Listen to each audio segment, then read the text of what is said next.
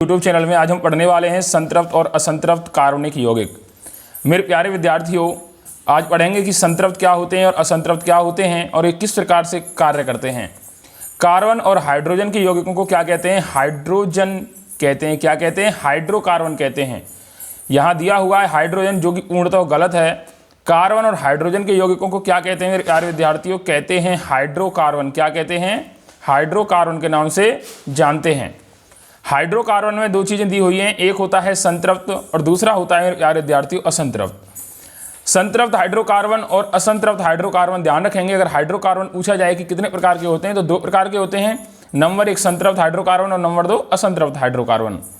अगर हम संतृप्त हाइड्रोकार्बन के बारे में विद्यार्थियों बात करें तो इनके कार्बन परमाणु के बीच एकल बंध होता है। कितने बंध होते हैं? एकल। जिस प्रकार से आपको दिख रहा है इन कार्बन परमाणु के बीच में क्या है, ये कार्बन है और इसके बीच में ये एकल बंध मैंने लगा दिया, जिसे हम किसके नाम से जानते हैं? एकल बंध के नाम से जानते हैं। किसके नाम से?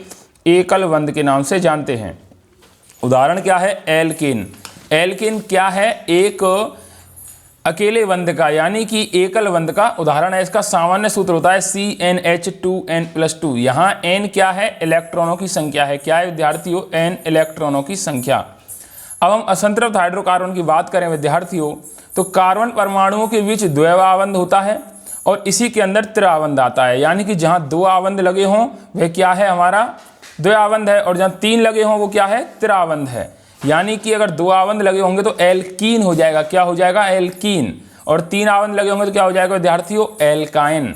तो ध्यान देंगे, एक आबंध के लिए आप यूज करेंगे एन का और डबल बॉन्ड के लिए आप यूज करेंगे इन का और ट्रिपल बॉन्ड के लिए विद्यार्थी आप यूज करेंगे आयन का। किसका यूज करेंगे? आयन का। इन तीनों को आप अच्छी तरह से समझ लीजिए क्योंकि पूरी केमिस्ट्री में इनका बहुत बड़ा रूप है। इनसे बहुत सारे क्वेश्चन हल किए जाते हैं तो इनको समझना बहुत ज़्यादा जरूरी है। अब ध्यान देंगे कि जब सूत्र क्या कहता है CnH2n, 2 जो आपने यहाँ हाइड्रोजन की संख्या दी है गुणा जितने इलेक्ट्रॉन हैं। अगर हमारे पास 2 इलेक्ट्रॉनों की संख्या 4 है तो कितना हो जाएगा? 8 हो जाएगा। ठीक है ना? तो इस प्रकार से।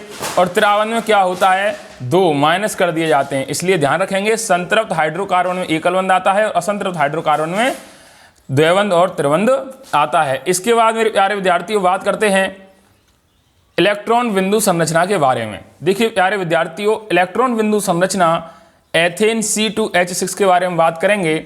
C2H6 तो ये क्या करता है? C हमने इस प्रकार से 2 कार्बन रख लिए और इनके बीच में एक बंध बना लिया। H6 जितने भी हैं प्रत्येक कार्बन परमाणु पर कितने हाइड्रोजन होंगे? तो 3 होंगे और वैसे 4 होते हैं तो इस समय यहाँ 3 आएंगे। ये जो बंध है ये चौथे हाइड्रोजन परमाणु का कार्य कर रहा है तो हम इसे कह सकते हैं CH3 बंध CH3।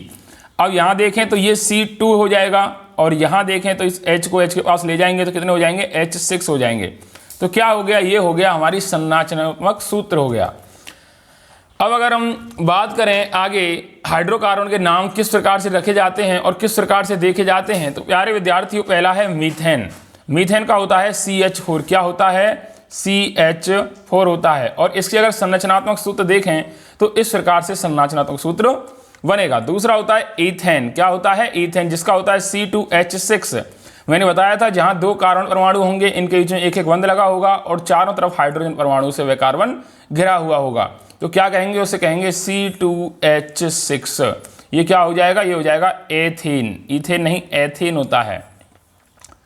प्रोपेन के लिए क्या होगा विद्यार्थियों? C3H8। यानी कि क्या होगा? यहाँ कार्बन के कितने हो जाएंगे? 3 हो जाएंगे प्रोपेन के लिए और 8 किसके लिए हो जाएगा? हाइड्रोजन के लिए हो जाएगा। तो किस प्रकार से देखेंगे?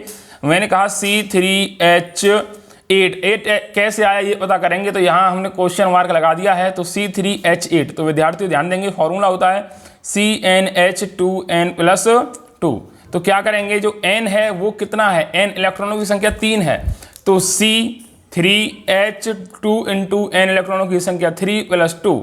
तो C यहाँ कितना है? 3। यहाँ ध्यान देंगे H2 यानी कि C3H2 इंटू 3 H6+2 तो C3H छेड़ दो 8। तो ये हो गया C3H8।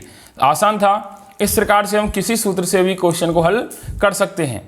इसके बाद आता है मेरे प्यारे विद्यार्थियों, इसके बाद आता है ब्यूटेन।